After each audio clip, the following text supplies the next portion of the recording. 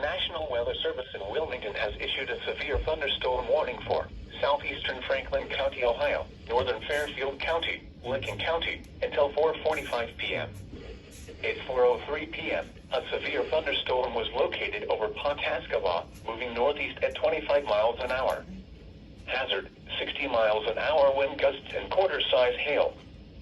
Source, radar indicated. Impact, minor hail damage to vehicles is possible. Expect wind damage to trees and power lines. Locations impacted include Newark, Reynoldsburg, Tickerington, Heath, Granville, Pawhuska, Canal Winchester, Baltimore, Buckeye Lake, Hebron, Millersport, Hanover, Harbor Hills, Granville South, Martin, Fairfield Beach, Beechwood Trail, Summit Station, Thornport, and Etna. This includes I-70 in Ohio between mile markers 113 and 142, and near mile marker 144.